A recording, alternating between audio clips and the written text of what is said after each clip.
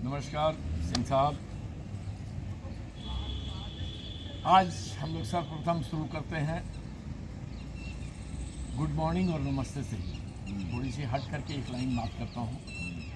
लोग आजकल पता नहीं क्यों हाथ जोड़ने में शर्माते हैं और फटाक से गुड मॉर्निंग बोलते हैं और अपने आप को स्मार्ट समझते हैं। गुड मॉर्निंग हमारे यहाँ के लिए नहीं है चीज़। गुड मॉर्निंग है इंग्लैंड के लिए, यूरोपियन कंट्री के लिए।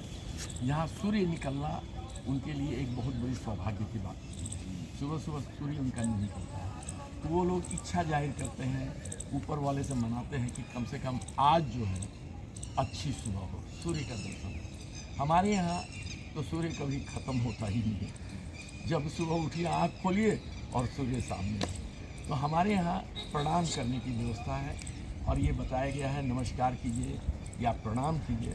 तो प्रणाम करने से, प्रणाम केवल ऐसे कह करके नहीं है, प्रणाम मतलब उंगलियों को जोड़ना है। उंगलियों के टिप्स पर थोड़ी सी दबाव है।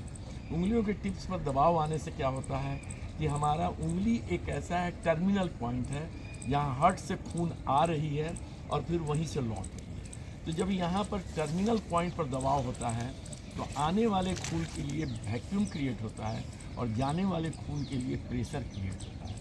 तो जब वैक्यूम क्रिएट होगा तो उसकी गति में तेज़ी आएगी, उसके अंदर जो भी गंदगी होगी वो आ जाएगी और जाने वाला खून उस गंदगी को ले करके चला जाएगा जो कि किडनी से फिल्टर आउट हो जाएगा। तो इस तरह से मेरे खून की जो कुछ भी थोड़ी बहुत ब्लॉकेज है वो क्लियर होती रहती है। और प्रणाम करने से हम दूसरों को क्या फ़ायदा देते हो तो नहीं मालूम है, हमको स्वयं में बहुत बड़ा फ़ायदा मिल जाता है। एनीवे आगे बढ़ा जाए तो ये चक्रों की बात हम लोग कर रहे हैं, एनर्जी की।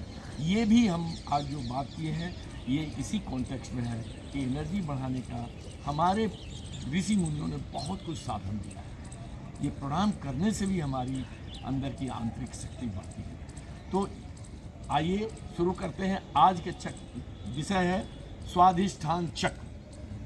हमारे शरीर में मूलतः 7 चक्र हैं। मूलाधार, स्वाधिष्ठान, मणिपुर, अनाहत, विशुद्धि, आज्ञा चक्र और सहस्त्रार। हम लोग पहले चैप्टर में 27 अक्टूबर को हम लोग बात किए थे मूलाधार चक्र की। मूलाधार जो है हमारे मूल है, जड़ है, जहाँ से हम पौधे को ऊपर की ओर अंकुरित कर सकते हैं या उसका अधोगामी करके नीचे की ओर भी कर सकते हैं। तो हमारी शक्ति का संचरण केंद्र जो है, बिंदु, जो भी मिट्टी, पानी, खाद है वो मूल पर ही है। तो मूलाधार अगर हमारा स्ट्रांग हो गया तो हम उसको अगर सुव्यवस्थित कर दें, अगर उसमें बीजारोपण कोई भी सृजन शक्ति का करेंगे तो उसका ऊर्ध्व गति के ऊपर जाएगा और मूलाधार से हम स्वाधिष्ठान की यात्रा करें। स्वाधिष्ठान की मणिपुर और मणिपुर से अनाहत, विशुद्धि, आज्ञा चक्र और सहस्त्रार तक जा सकते हैं। और हम खुद मानव से देव बन सकते हैं। हम मानव होकर के भी हम देव का सृजन कर सकते हैं। हम कल्पना शक्ति में आगे बढ़ सकते हैं। तो स्वाधिष्ठान जो है ये आज की डेट में हमारा स्व का अधिष्ठापित करने का स्थान है। ये स्व का तंत्र है, मतलब अपने आप का एनर्जी री एनर्जाइज करने का है। मूलाधार पर अगर हम स्ट्रांग हो गए, मूलाधार को अगर हमने साबित कर लिया, सिद्ध कर लिया, तो हमारी आयु जो है सामान्यतः रुक सी जाएगी। मरना तो सबको है, जीने के लिए हमेशा के लिए अमर कोई नहीं होकर के आया है, लेकिन रेट ऑफ मृत्यु जो है वो मूलाधार अगर मैं सिद्ध करता हूँ तो रेट ऑफ मृत्यु घट जाएगी। और जो आज की डेट में लोग बोलते हैं 60-70 साल में कि अब तो पके आम हैं, टपक जाएंगे, कब रहेंगे कब नहीं रहेंगे, अगर मूलाधार को स्ट्रॉन्ग कर लिया तो निश्चित जानिए कि शतायु तो आप अब उसमें जो स्थापित तो कर लिए, लेकिन क्या स्थापित करके जानवरों की भांति जिएंगे? नहीं, हम जिएंगे इंसानों की भांति। और इंसान में सबसे बड़ी चीज़ क्या है? कल्पनाशीलता।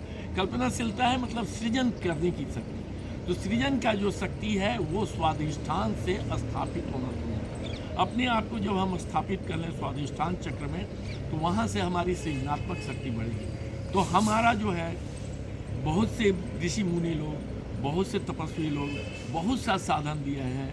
मैं एक छोटा सा अज्ञानी आदमी, मैं एक छोटी सी बात बता रहा हूँ कि हमारे ऋषि मुनियों ने ही राम और सीता का भी उल्लेख किया है और बोला है कि अगर जीवन का